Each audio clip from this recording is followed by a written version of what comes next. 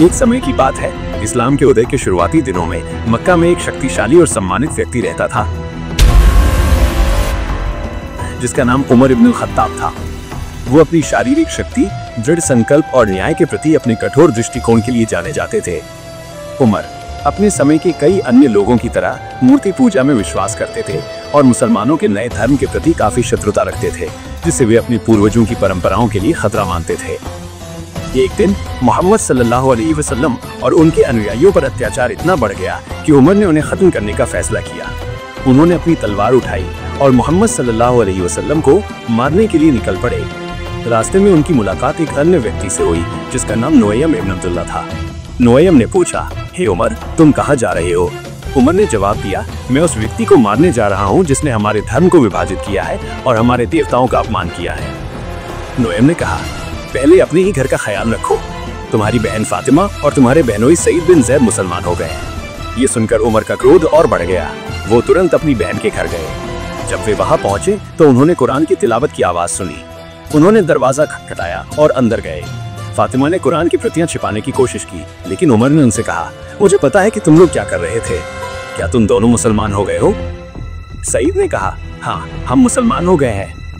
अगर तुम भी इस्लाम कबूल कर लो तो क्या होगा?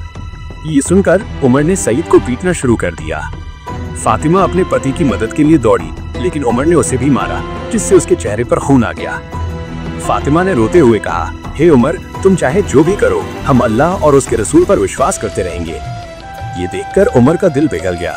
उसने अपनी बहन से कहा, मुझे वो दो जो तुम लोग पढ़ रहे थे। फातिमा ने कुरान की कुछ आयतें उमर को दी। उमर ने पढ़ा, ताहा, हमने ये कुरान तुम पर इसलिए नहीं उतारा कि तुम दुखी हो जाओ। उमर इन शब्दों से इतने प्रभावित हुए कि उन्होंने तुरंत घोषणा की, मैं गवाही देता हूँ कि अल्लाह के सिवा कोई इश्क नहीं है और मोहम्मद सल्लल्लाहु अलैहि वसल्लम उसके रसूल हैं। उमर का इस्लाम कबूल करना इस्लाम के इतिहास में एक महत्वपूर्ण मोड़ था। उन्होंने अपनी ताकत और प्रभाव का उपयोग मुसलमानों को सशक्त बनाने और इस्लाम को मजबूत करने के लिए किया। वे जल्द ही पैगंबर मोहम्मद सल्लल्लाहु अलैहि वसल्लम के सबसे करीबी और वफादार साथियों में से एक बन गए।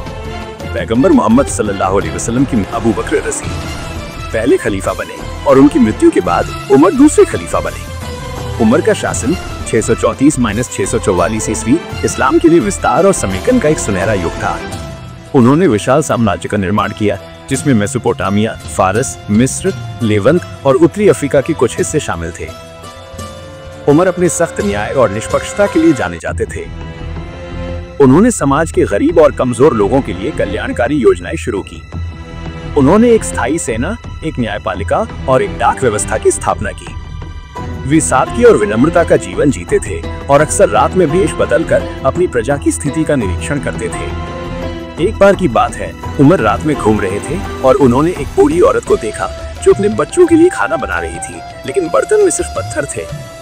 जब उमर ने पूछा कि वो क्या कर रही है, तो बूढ़ी औरत ने कहा कि वो बच्चों को बहला रही है ताकि वे सो सके, क्योंकि उसके पास खिलाने के लिए कुछ नहीं था। ये सुनकर उमर बहुत दुखी हुए। वे तुरंत राज्य के भंडार में गए, अपने कंधे पर आटे का एक बोरा उठाया और बूढ़ी औरत के घर तक चले गए। उन्होंने खुद खाना पकाया और बच्चों को खिलाया।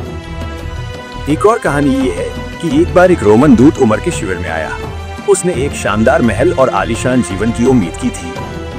इसके बजाय उसने उमर को जमीन पर आराम करते हुए पाया, साधारण कपड़े पहने और एक साधारण जीवन जीते हुए।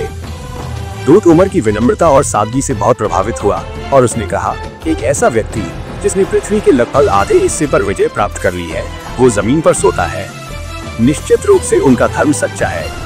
उमर के शासनकाल में कई ऐतिहासिक घटनाएं हुई, जैसे कि यरूशलेम की विजय। जब उमर ने शहर में प्रवेश किया तो उन्होंने स्थानीय ईसाई आबादी के साथ एक संधि पर हस्ताक्षर किए, जिसे उमर की गारंटी के रूप में जाना जाता है। इस संधि में उन्होंने ईसाइयों को उनके धार्मिक स्वतंत्रता और सुरक्षा की गारंटी दी।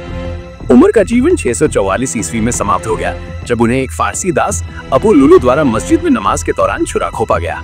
उनकी मृत्यु के बाद उनके शासनकाल को इस्लाम के इतिहास में सबसे महान और सबसे सफल शासनकाल में से एक माना जाता है।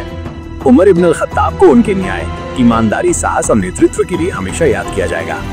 उनका जीवन एक प्रेरणादायक कहानी है जो हमें ये सिखाती है कि कैसे एक व्यक्ति जो पहले इस्लाम का सबसे बड़ा दुश्मन था, वो बाद में इसका सबसे बड़ा रक्षक बन गया। खलीफा उमर, एक ऐसा साम्राज्य जिसने रोम को भी छोटा कर दिया। हजरत उमर इब्न अल-खत्ताब उमर IBN अल-खत्ताब इस्लाम के दूसरे खलीफा का नाम इतिहास के पन्नों में एक ऐसे शासक के रूप में अमर है जिसने एक छोटे से राज्य को दुनिया के सबसे विशाल साम्राज्यों में से एक बना दिया। उनका शासनकाल 634 ईस्वी से 644 ईस्वी तक असाधारण सैन्य सफलताओं और न्यायपूर्ण शासन के लिए जाना जाता है।